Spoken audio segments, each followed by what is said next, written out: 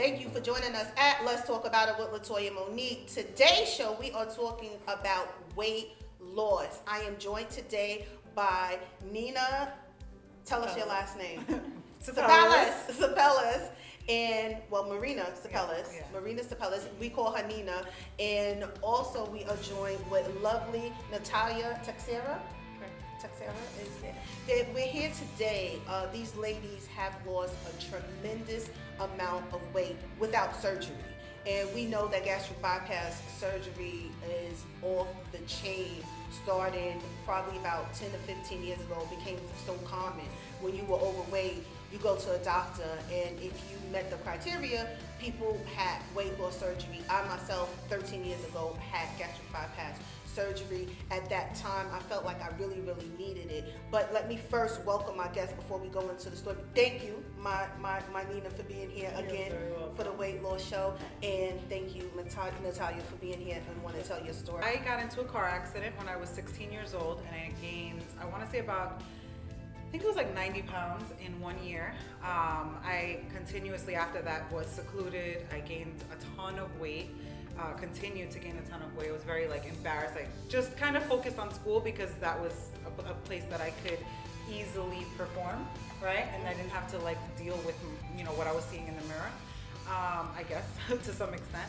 Anyways, I actually ended up being over 300 pounds. I remember after actually working out,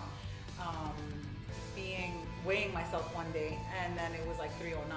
That was my high weight. But I was already working out at that point. Right. I had worked out for a week or two, I don't know how long.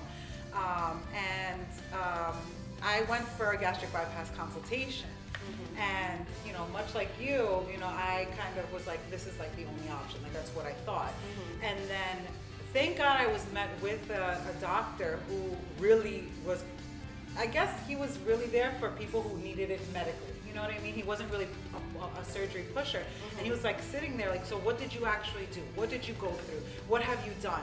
And then he sat there and showed me a diagram of how, your organs are really rearranged permanently for the rest of your life, and how, he went through all of the side effects and everything. Mm-hmm. And I was just all right.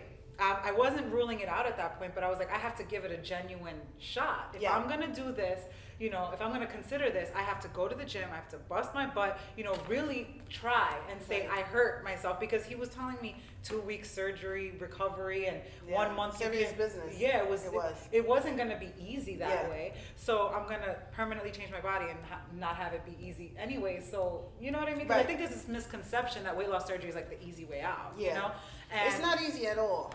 And it's permanent. It is permanent. My father always tells me, you need to have balance. I said, you have balance after you get to your goal. Mm-hmm. Do you tell an entrepreneur to work from 9 to 5 and that's it? He can't run his business after 5 p.m.? No, you need to work and you need to be obsessive until you get that. I went to sleep and I woke up every day, and that was my goal. Until I got to where I wanted to get, I wouldn't stop. It was crazy. People said, you are going crazy. You know what? I said, I am. Because I'm going to try to get something I've never had. How do I go from being obese to bodybuilding? It's insane. Bodybuilding, that's crazy. Talk to us a little bit about what is bodybuilding? What is going on? I seen the picture of your body. You definitely got 6 and 8 packs going on. The muscles in the leg. I thought I had a nice little muscle leg. You all built up. Talk to us about that. After I reached, I think that life is all about goals, right? If you wake up and you don't have a goal to reach, then there's really no point. You're just gonna wake up, go to work, go to bed, and you're really not living for anything. Right. And I figured that one of the tips actually to change your lifestyle is you need to have goals. You need to set goals, reach them, and then set higher goals. Mm-hmm. So I set different goals to be able to wake up and fight towards that. And first it was a Spartan. I did the Spartan, did the obstacles, did the race. Never run a day in my life, but I did it.